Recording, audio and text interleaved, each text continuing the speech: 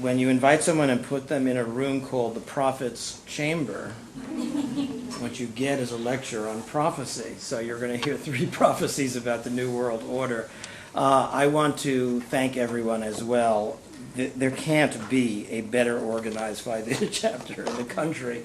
I mean, talk about foresight, planning. I really want to thank Deb enormously again and again.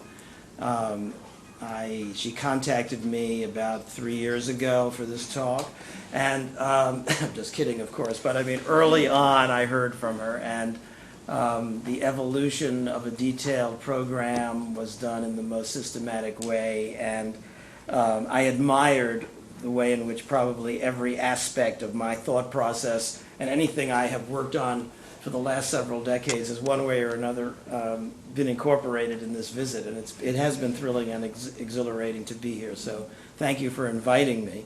As you know, I'm interested in cultural traditions, so I can't help but remark that even with respect to something as simple as how do you address this person or refer to this person, believe it or not, at the University of Chicago, the only time you hear doctor mentioned is when you get your PhD, like, congratulations, Dr. So-and-so, the new PhD. But the faculty has the conceit of calling each other by Mr. or Ms. or whatever. Only the medical folks use doctor at the University of Chicago. So it was wonderful to have the novelty of actually hearing myself called Dr. Shweder. So thank you for that as well.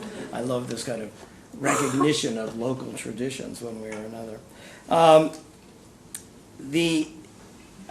I've talked twice today, and during my first talk, I said that I was going to, in one way or another, be addressing the question in everything I did, is it possible to be a robust cultural pluralist and a dedicated political liberal at the same time, or not?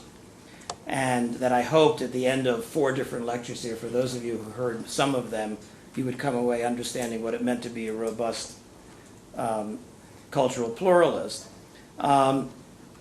So I'm going to, minimally it means to me that you recognize that the illiberality of a cultural practice is not necessarily a measure of its immorality. And it's cultural pluralism in that sense that I'm going to be addressing. But I'm not only going to speak as a robust cultural pluralist and as an anthropological observer of prophecies, and I plan to describe 3 prophecies about the shape of the emerging New World Order in a moment. But as I mentioned, at least in the first lecture today, I think anyone who wasn't at that lecture should also, the full disclosure is that I am also a Confucianist. And by Confucianist, as I mentioned this morning, I don't mean a Confucianist. I mean something else. It's a certain philosophy I hold for life and scholarship, which is based on 3 basic principles, the most fundamental of which I announced this morning, which is that the knowable world is incomplete if seen from any one point of view, incoherent if seen from all points of view at once, and empty if seen from nowhere in particular, that famous Thomas Nagel nowhere in particular perspective. Leaving you with the choice in life and in scholarship between incompleteness, incoherence, and emptiness. And given that choice, I always opt for incompleteness, and I try to stay on the move, learning what I can from different perspectives, and then trying to go beyond them and looking at other stories, and that's what I've been trying to do all day long here today. One way in which I can also convey what I mean by robust cultural pluralism before I launch into a discussion of the prophecies is to just quote you from read quotes from 2 political philosophers who are on very opposite sides of the political spectrum, but I think have written things which capture my sense of cultural pluralism, or at least of the thickness of a cultural tradition. The first is David Miller, who is a political philosopher of the left, who writes as follows. He's talking about nations, but nations in the Johann Herder sense, which is very close to what anthropologists mean by cultural traditions. These are historical, ethical communities in which people feel bound to each other in some kind of primordial way. Okay? So he says, nations stretch backwards into the past, and indeed in most cases their origins are conveniently lost in the mists of time. In the course of this history, various significant events have occurred, and we can identify with the actual people who acted at those moments, reappropriating their deeds as our own. The historical national community is a community of obligation. Because our forebears have toiled and spilt their blood to build and defend the nation, we who were born into it inherit an obligation to continue their work, which we discharge partly towards our contemporaries and partly towards our descendants. The historical community stretches forward into the future, too.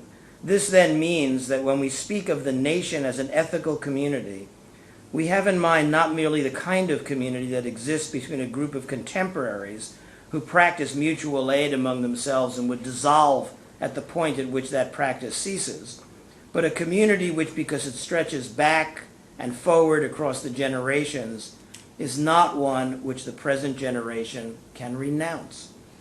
Here we begin to see something of the depth of national communities, which may not be shared by other more immediate forms of association. And then a shorter quote from Roger Scruton, a political philosopher of the right, who makes the point wryly this way. He says, "Since the Enlightenment, it has been normal for Europeans to think of society as a contract. The novelty of the idea is twofold. First, it implies that social membership is a free choice. Second, it suggests that all members of society are currently living. Neither of these thoughts is true." And he goes on from there. I confess that I, who was very much an Enlightenment, atheistic individual, cosmopolitan individual, in 1972, when my first son was born, had the following experience when I was sitting in the hospital shortly after the birth, and the doctor walked in and said, "Would you like us to circumcise your son in the hospital?" And my thought went like this: how can I do this to him? I mean, it's his body. How am I to make a decision like that on his behalf that would violate his autonomy, his self-determination, and on, his free choice? And then I immediately had a second thought. How can I not do this to him? And the weight, all of a sudden, ancestors from thousands of years were upon me. Okay? I felt the weight of a tradition. Okay? I felt something that was supra-organic in the Durkheimian sense. I understood this sense of an historical ethical community, and it was bigger than I was as a self-determining agent. And it reinforced my sense of cultural tradition at that point. And so I'm trying in one way or another to give you a sense of what I mean by robust cultural pluralism. I happen to view male circumcision as I practiced it and as is widely practiced in the United States and has certainly been practiced by Jews all over the world for a long time as an illiberal practice. But I don't view it as an immoral practice. And I think that that is all what culture is all about, getting you to understand the moral basis of practices which go beyond self-determination, free choice, and so forth. In any case, November 9th, 1989 is the day the Berlin Wall came tumbling down. I don't think there was a Humpty Dumpty on it, but it came tumbling down.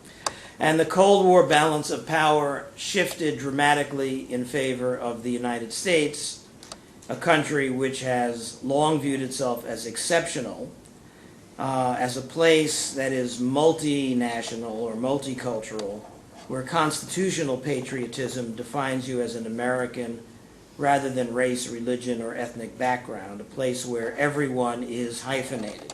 Okay? This is not true of many other countries in the world. It's certainly not true of most European countries in the world, who are much more ethno-national in their conception. And I can assure you that Danes do not think of themselves as hyphenated Danes, even if they might ever think of Moroccans or Turks living Denmark as hyphenated Danes. They have a very different conception of what it means to be a citizen in a country.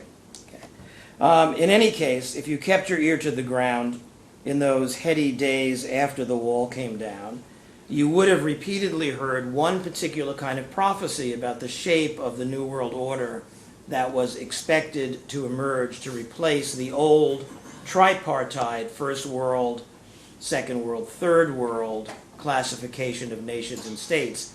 And that tripartite classification, First World, of course, meant capitalist world, Second World meant communist world, and Third World meant underdeveloped world. Okay. It was a prophecy. We don't talk, well, I mean, Southern world versus Northern world is the kind of current, World Bank way of talking about these things, I suppose, and everyone struggles for the language to use for classifying nations these days, although there are plenty of people who are prepared to talk about the underdeveloped world again and to act on it. In any case, the prediction went like this, and it was a prophecy premised on a very expansive view of globalization. Quote, "What we may be witnessing is not just the end of the Cold War or the passing of a particular period of post-war history, but the end of history as such. That is the end point of mankind's ideological evolution and the universalization of Western liberal democracy as the final form of human government." Okay. Now, that quote is from Francis Fukuyama's very widely read book, and influential book, The End of History and the Last Man. Very widely quoted line. You'll see it appearing from time to time in the New York Times. That was perhaps the most common augury about the New World Order during the 1990s, the Washington Consensus, as it was called, and it remains very popular even today as an expectation, even as current world tensions between West and East and between various liberal democratic states and more autocratic or theocratic states have led one canny political realist, namely Robert Kagan, to title a relatively recent book, "The Return of History and the End of Dreams." Okay. Now, for many prognosticators, especially those who were either triumphant Americans or non-American admirers of the United States, that type of "the West is best and is going to take over the world" augury was really a thinly veiled expression of their assumption that the American way of life is best and should and will be universalized. The notion that we had possibly reached an end point to mankind's ideological evolution expressed their expectation of a global convergence of beliefs, values, and cultural practices in the direction of the American standard, whatever that might be. I mean, obviously we could have to have a debate about what the American standard actually is. And that expectation condensed and articulated a view dating to at least such 18th century Enlightenment figures as Voltaire and Condorcet, that the history of the world marches in the direction of an ideal universal civilization, and that at any moment in history, one nation state, perhaps England in the 19th century, and then another, perhaps America in the second half of the 20th century, comes closest to realizing that progressive goal or end of history.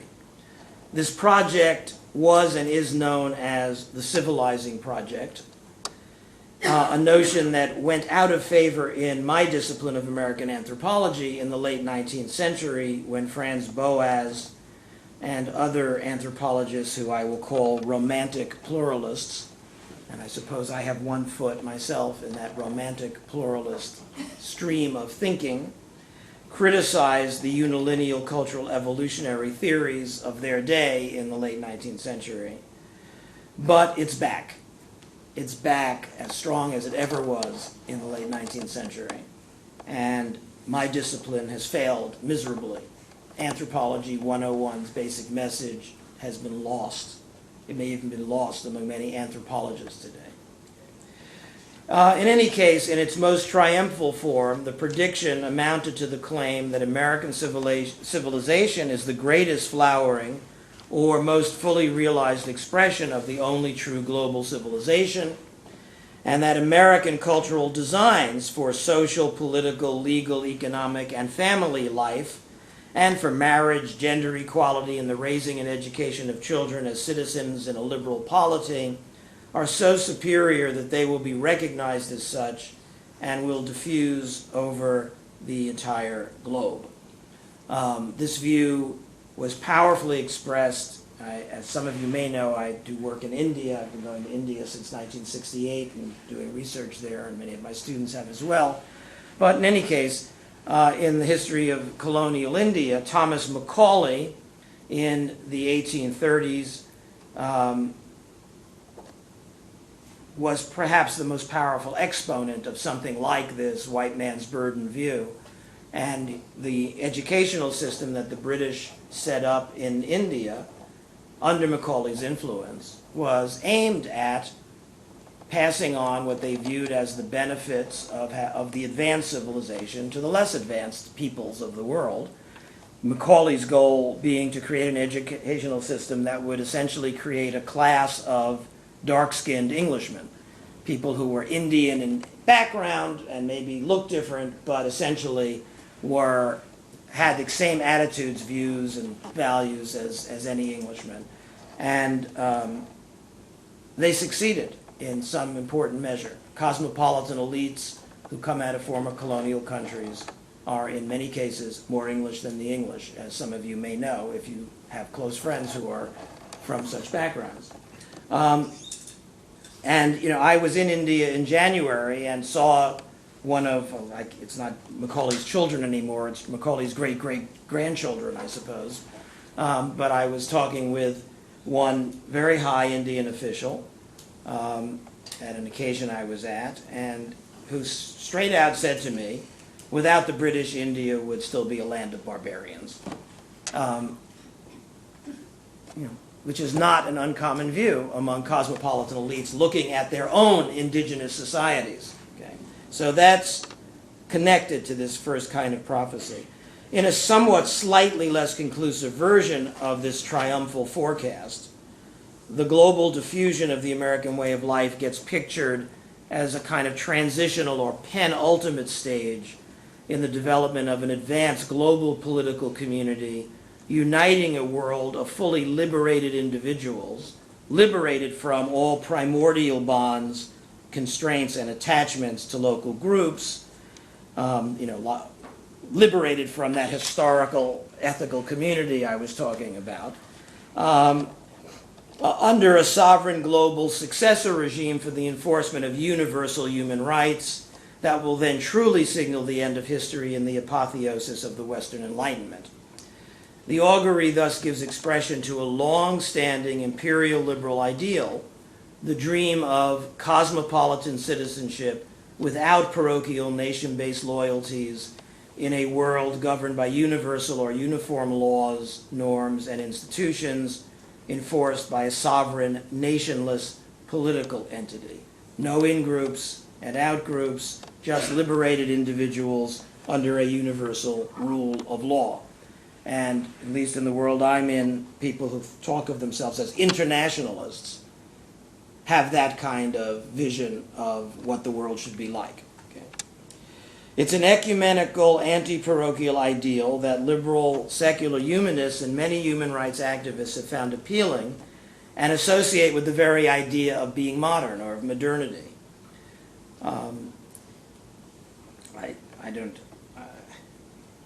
Footnote. John Lennon, his famous utopian ballad, Imagine, very catchy tune. I find myself humming it often. However, one day I actually focused on the lyrics. Okay. I suggest you focus on the lyrics one day. Imagine there are no countries, nothing to live or die for, and no religion too. Okay. This is a kind of expression of what I'm talking about here, in which everything will dissolve to which human beings have in-group, out-group attachments, and we will move into this liberated world of individuals. Okay.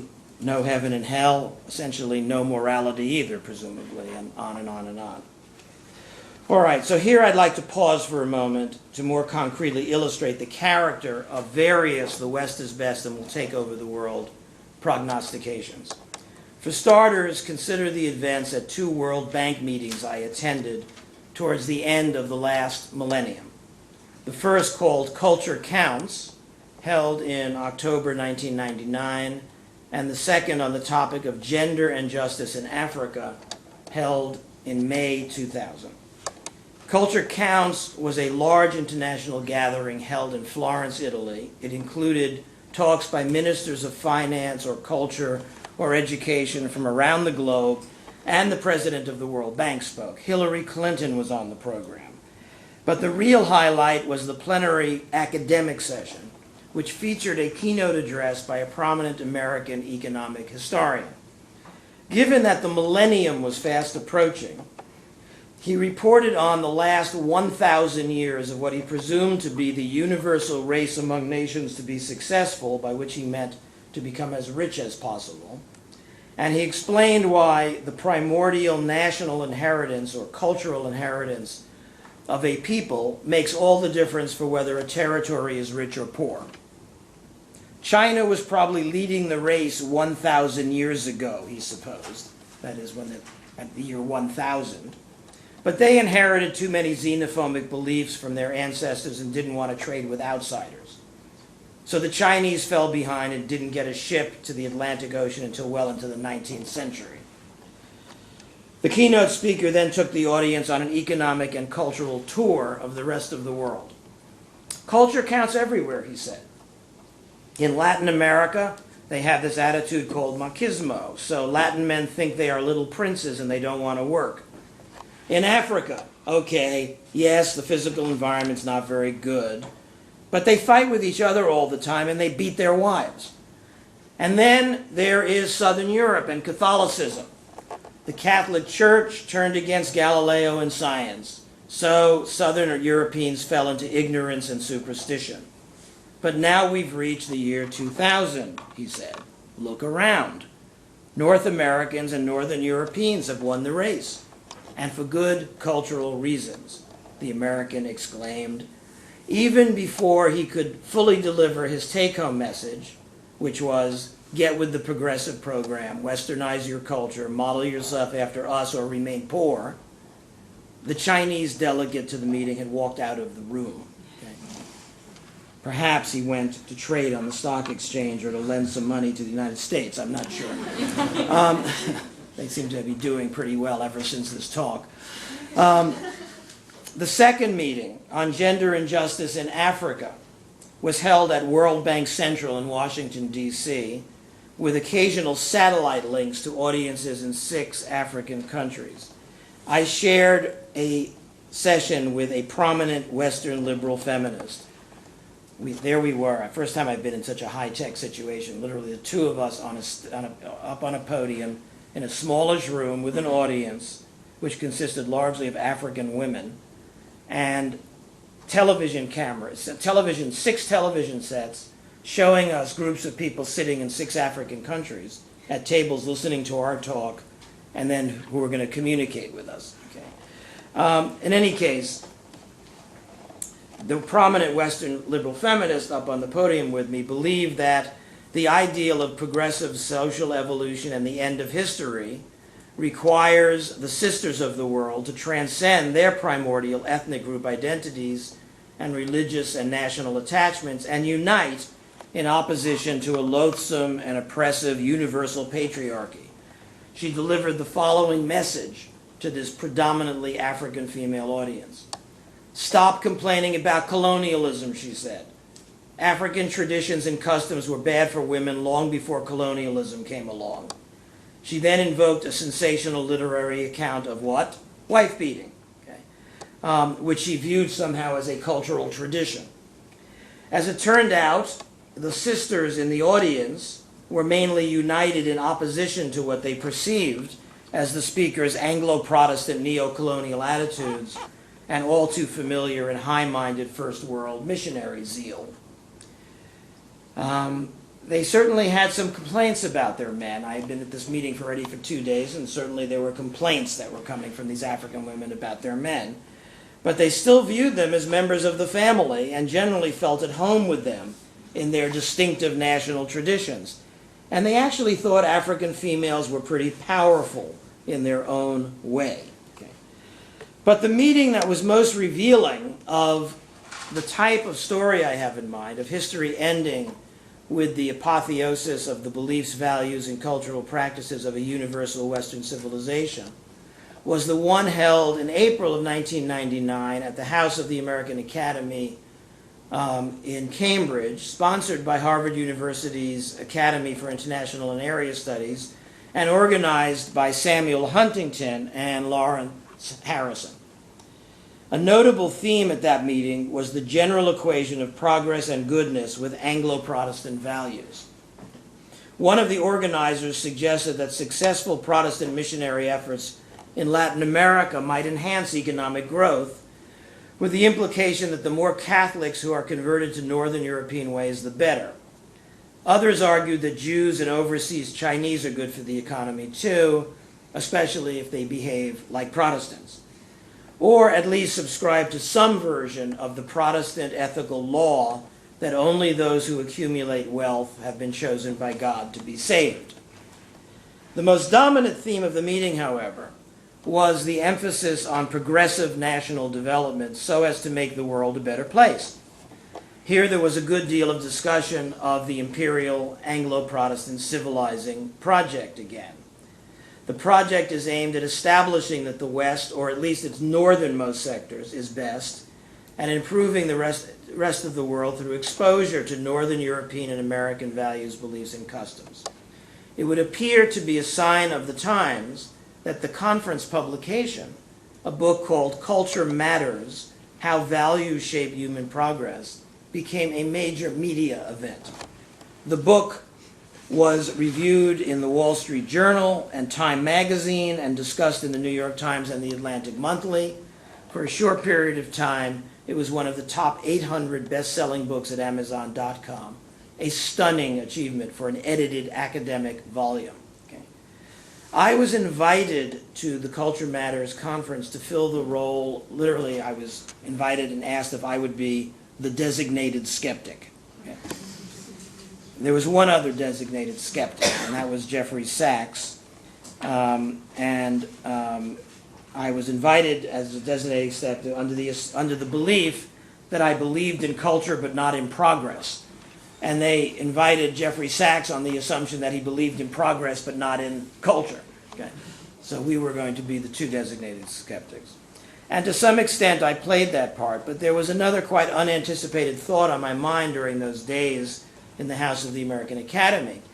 I found myself asking, is this how the famous Franz Boas, that founder of American anthropology, and other robust cultural pluralists felt 100 years ago, debating with liberal, progressive, European Enlightenment-inspired cultural evolutionary theorists in an earlier heyday of Western-initiated globalization, namely that period from 1870 to 1940 that looks so much like today, or vice versa. Okay. I found myself wondering what happened to the robust cultural pluralism message of Anthropology 101. In other words, I came face to face with that utter failure of my discipline to accomplish its most basic mission, to raise the awareness of social scientists, policy analysts, and the public at large in the virtue in the diversity of nations and to the hazards of a universal civilization ideal, whether it is Christian, Muslim, Hindu, or secular in its ideological origins. I just had lunch with a colleague, political philosopher at the University of Chicago, who read one of my recent pieces and said, I can't believe how much this reminds me of Edmund Burke. I was struck at it too, but Edmund Burke, at the observation, but Edmund Burke had this view that there are a lot of civilizations out there, and you don't presume you know better than long-standing civilizations about how to construct a way of life. And I found myself acutely aware of the responsibility of anthropologists, political philosophers, and globalization theorists to take up what I think of as Clifford Geertz's challenge, the famous American anthropologist, to develop and promote a conception of the relationship between a cultural community and a political community that might be useful in minimizing some of the risks associated with the problem of primordial group differences and with multinational life in a global and migratory world. Okay, so there is, however, a second prophecy, and I want to turn to it. I view that second prophecy as something like the ethno-national state model projected on a global scale. That is the view that civilizations are local, not universal. Okay. As far as I know, the true connection between globalization narrowly conceived, by which I mean simply free trade at the borders, and globalization expansively conceived, by which I mean Western values, cultures, and institutions taking over the world, has yet to be firmly established. And when I think of the narrow version of globalization as simply free trade, I have this image documented by Malinowski and others about the way in which trade went on between islands and peoples in the South Pacific, Melanesia and Micronesia, where you brought your wonderful products to the beach head. Came in by boat, you left your products there. The locals, who you didn't really know, left their stuff there. You took it, you would return something in reciprocal exchange, and you asked no questions. You didn't say, who produced this? What are your gender relations like? What religion do you have? What gods do you worship?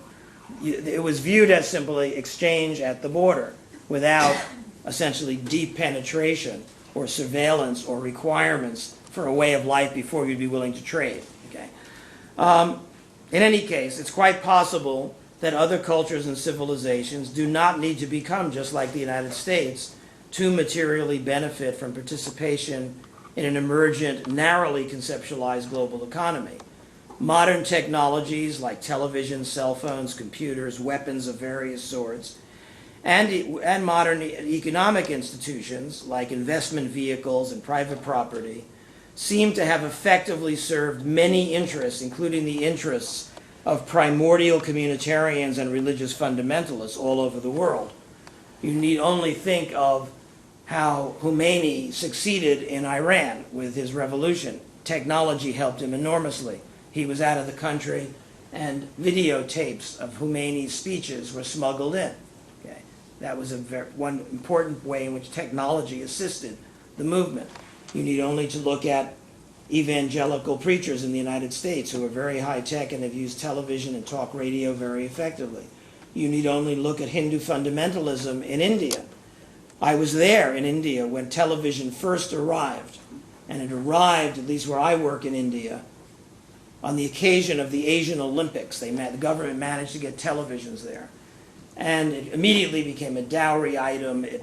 People were gathering to watch it. But Hindu fundamentalists all of a sudden were very happy because the Hindu epics were now on national television. The entire country closed down to watch episodes of the Ramayana and the Mahabharata.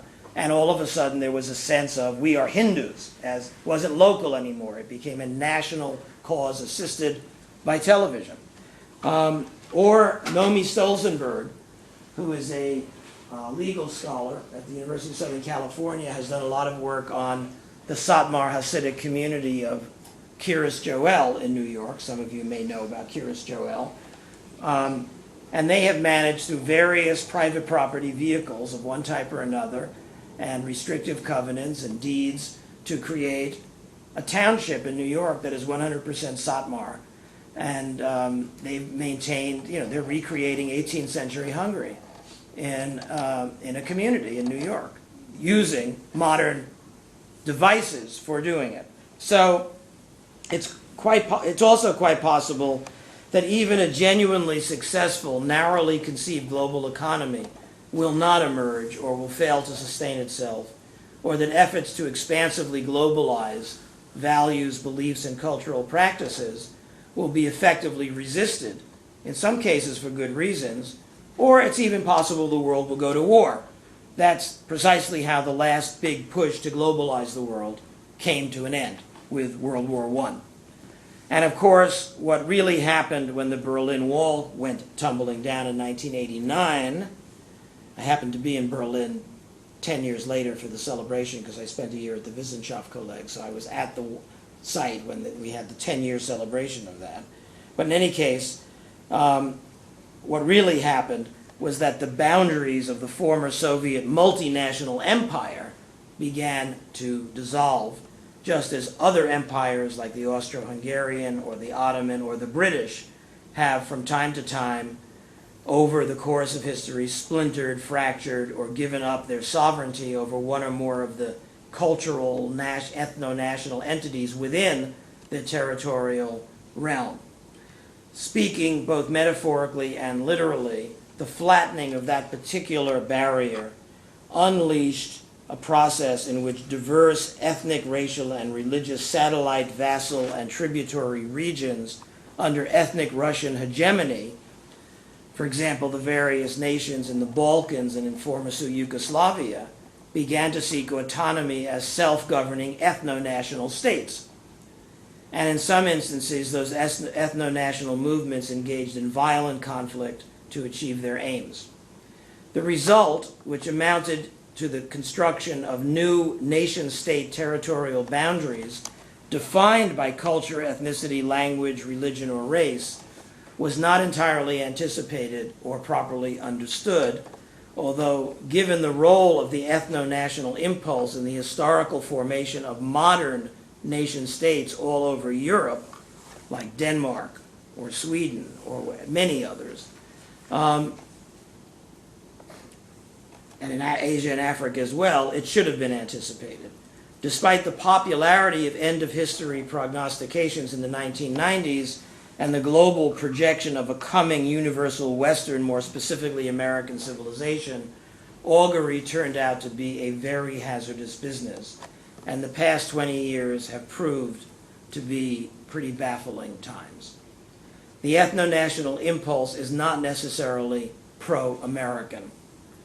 History has not come to an end, and ideological differences have not disappeared or converged on any single global standard. Instead, history seems to be repeating itself, although there's a debate about what precisely that recurrence might amount to. Hence, alongside the prediction of the apotheosis of a universal civilization and the end of national or cultural differences, one finds the exact opposite augury. It predicts the apotheosis of robust cultural pluralism and the triumph of the ethno-national separatist project, not only in Europe, where, as Jerry, well, I'm going to read you a quote from the historian Jerry Muller in a moment, because he's argued that ethno-national essentially has triumphed in Europe, but also on a global scale, with ideological differences expressed not just at the level of nation states, but also at the more macro level of regional civilizations. This is what Jerry Muller, the historian, has to say. He argues that ethno-nationalism, the impulse to form nation-based states, is not only a deep feature of European modernity, but it's a concomitant of the spread of modernity on a global scale. With regard to Europe, per se, he even suggests that the 40 years of European stability after World War II and prior to the end of the Cold War was due in some measure to the success of various ethno-national movements. In other words, it was a peace in Europe between ethno-national states worked out over hundreds of years and at a very great price by means of all the processes of ethnic cleansing, of separation, civil conflict, forced involuntary conversion and assimilation, and so forth. It was a peace that resulted from rewriting territorial boundaries and redistributing or relocating the populations of different nations so as to create temporarily stable political boundaries between nation states. With regard to the last 100 years or so, Mueller observes the following, quote, and just think of the population transfers that have gone on, like between Greece and Turkey, with the end of the Ottoman Empire. But in any case, he says, A survey would show that whereas in 1900 there were many states in Europe without a single overwhelming dominant nationality, by 2007 there were only two, and one of those, Belgium, was close to breaking up, and still is close to breaking up right now on Franco-Flemish lines. Aside from Switzerland, he goes on to say, in other words, where the domestic ethnic balance of power is protected by strict citizenship laws, in Europe, the separatist project has not so much vanished as triumphed. Okay, and so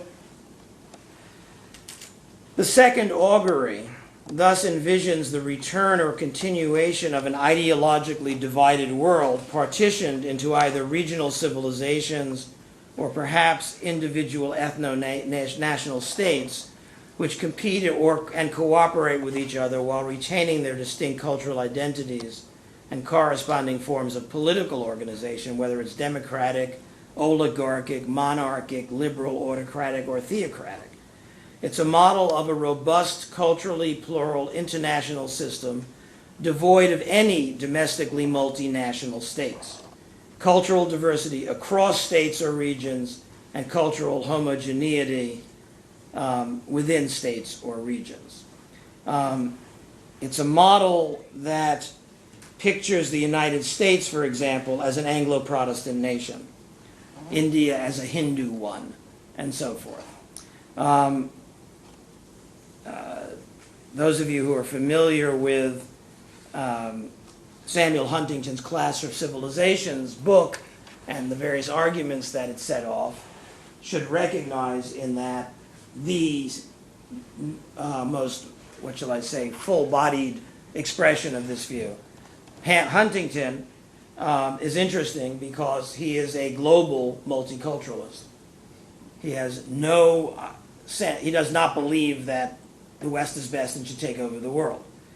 He just believes that his civilization is one that has a right to continue to exist as the expression of a certain Anglo-Protestant conception, and let me have my civilization and I'll let you have yours, which leads him to be a domestic monoculturalist and to worry enormously about, for example, and he's written a book on this topic, Mexican immigration, because he thinks Catholicism is a problem, and because it's not Anglo-Protestant. So he's not racist in the sense that he has no problem having Mexicans in America as long as they buy into the Anglo-Protestant ideals that he sees as embodied in the American political tradition. Not surprisingly, ethno-nationalists of all stripe love his book and that image of the New World Order. In the 1970s, I had a Sudanese student who did his PhD on attitudes towards modernization among African graduate students at the University of Chicago, using a beliefs and values questionnaire that was inspired by a famous modernization research sociologist, Alex Inglis. The Sudanese student discovered that when you factor analyzed the questionnaire, there were these two factors. Individualism was one of the factors, but he discovered that it was orthogonal or independent from a second factor, which was materialism. In other words, one could value wealth accumulation, that was materialism, without giving up one's primordial attachments or commitments and loyalty to the tribe. They were separate issues, and it was possible to be communal and materialistic at the same time. And guess what happened? The Saudi Arabian ruling elite liked that message of his thesis so much they hired him immediately to teach in their universities. That was the message they wanted to get across. Okay? And that's probably why Huntington's thesis that the West is unique but not universal, and that other nation states and civilizations do not need to become Americans to benefit from globalization and the technologies of the modern world, is so popular in the non-Western world. Okay. I think we have to take the second prophecy very seriously, especially with regard to its expectation that globalization and human betterment can and will occur without the necessity of a deep penetration of cultural heritages from the West. Nevertheless, by the lights of this vision, diverse national communities and even whole civilizations are encouraged to remain domestically mono-national or mono-cultural internally, so as to preserve their distinctive traditions while everyone gets a piece of the pie. It's the ideal of when in Rome, do as the Romans do, or you might say it's a vision of separate but equal on a global scale.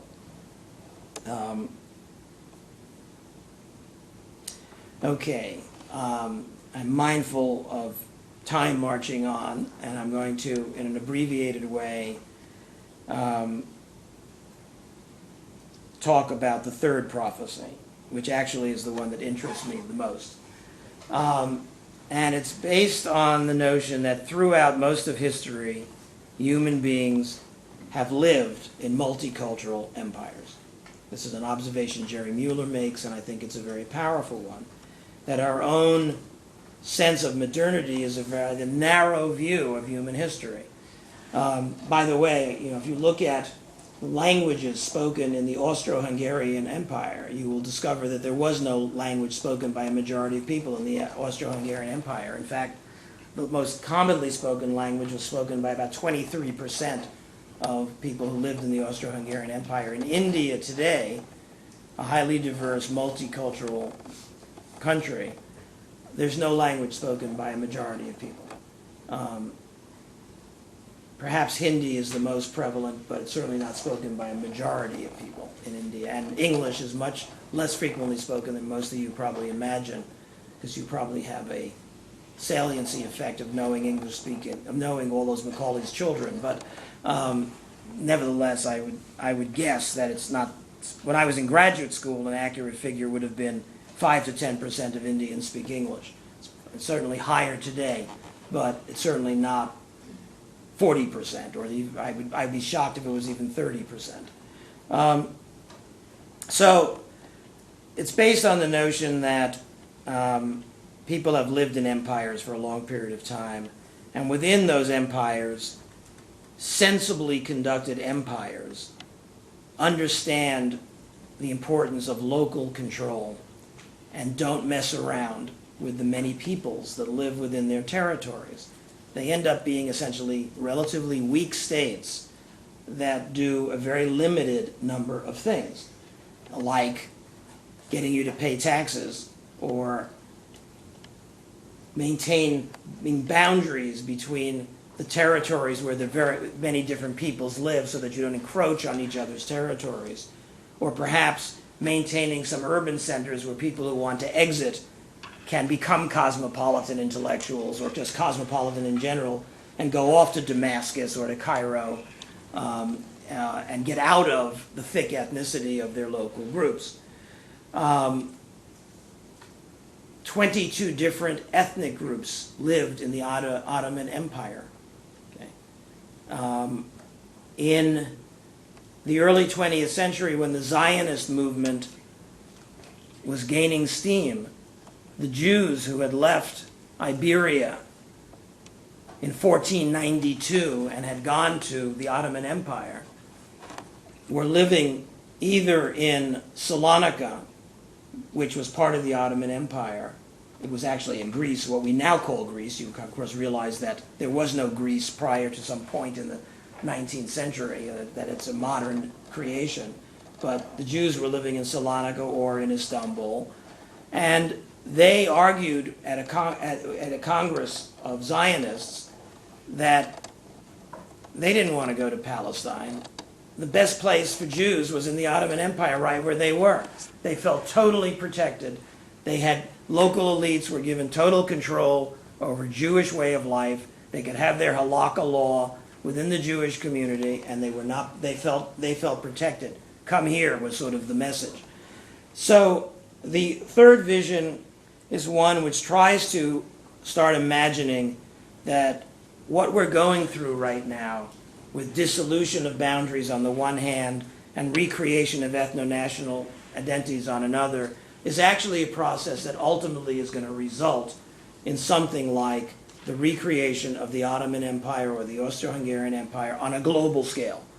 that what we now have happening is a series of attempts at international infrastructures, whether it's the World Bank or the United Nations or the IMF, that essentially is taking a picture of the world like the Ottoman elite did, educating at Wells College, at the University of Chicago, the cadre of multiculturally sensitive liberal thinkers who are going to man the global governance structures that will emerge, while at the same time thick ethnicities will emerge and various peoples will want local control and will demand it. Conflicts will arise to achieve it. And the challenge will be what form of liberalism is actually going to dominate the conversation among the cosmopolitan elites, whether or not they're going to press for powerful top-down controls, or whether or not they're going to learn the lesson, I think, of long surviving civilizations, which is you don't try to do too much from the top. You do minimal things from the top.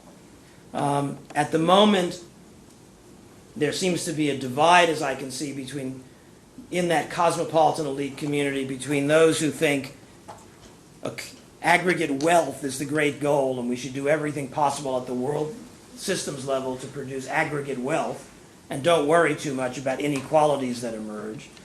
And then you have another set, maybe one is sitting there at the IMF and the other sitting there at UNESCO. And the ones at UNESCO are sitting there not worried about accumulating aggregate wealth. They're sitting there thinking about equality and social justice.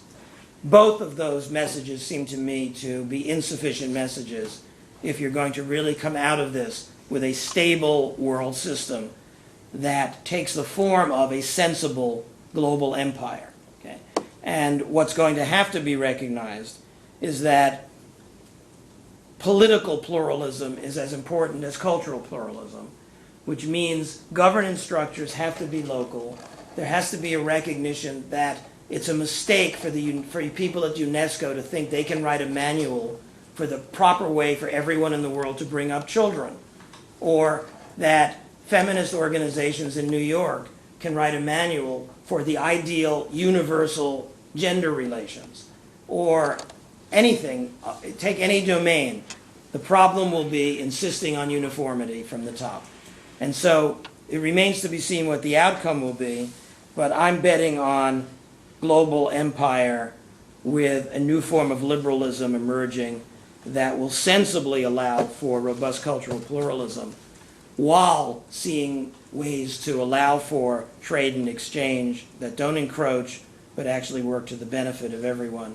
It's probably a good place for me to stop at 6 o'clock. I'm happy to take any questions you have. Thank you very much.